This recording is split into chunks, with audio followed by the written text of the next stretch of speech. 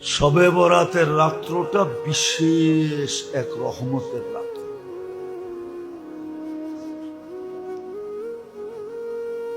এই জন্যই এই রাত্রটার একটা নাম এটাও আছে যে এটা ইস্তেগফারের রাত্র,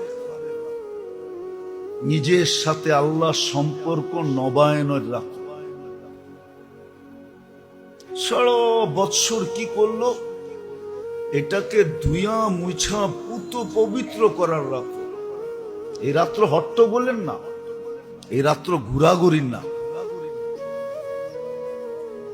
এই রাত্র লম্বা লম্বা ওয়াজ করার নাম না। যেই রাত্র মজলিস আর মজলিস হইল আছে অনেক জায়গায়, সারা রাত্র ওয়াজ হইতে থাকে, একজন আসে একজন যায়, একজন আসে একজন যায়, হইতে থাকে। কিন্তু আসলে এই রাত্র এই জন্য না। এই রাত্র যাদেরকে আল্লাহ পাওয়ায় দিছেন, এটা তো কপালালারা পায়। কি কপালালারা? যাদেরকে আল্লাহ পাওয়ায় দিছেন তাদের উচিত হল এই হালুয়া শালুয়া, পোলাও সোলাও, রুটি সুটি,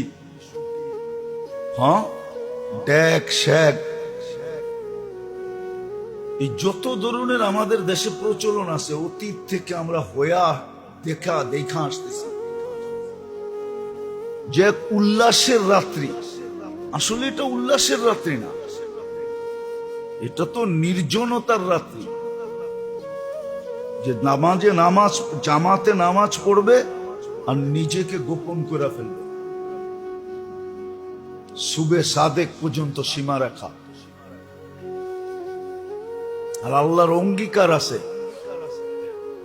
অনেক সময় দেখা যায় কি, অনেক সময় দেখা যায় মানুষের মুড দেখা যায়,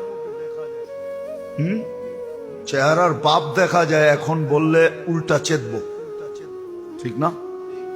আবার কখনো কখনো দেখা যায় চেহারা, সময়, অবস্থা এরকম যে যা বলবো তাই মানবো, আছে না? কি মনে হয় বুঝাইতে পারি না? ঠিক এই রাত্রটা এরকমই। আল্লাহ ঘোষণা দিছেন এই রাত্র এরকমই।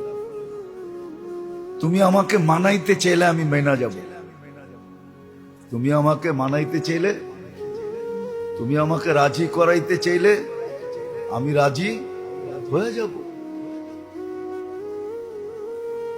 এই রাত্র হলো আল্লাহকে মানানোর রাত্র, নিজের সম্পর্ক আল্লাহর সাথে ঘনিষ্ঠ করার রাত্র, নিজেকে পুত পবিত্র করার রাত্র, যাতে রমজানের রহমতের পর্ব ঢুকতে দেরি, রহমত যেন খুঁজা আইসা আমাকে ডাইকা নিতে দেরি না করে।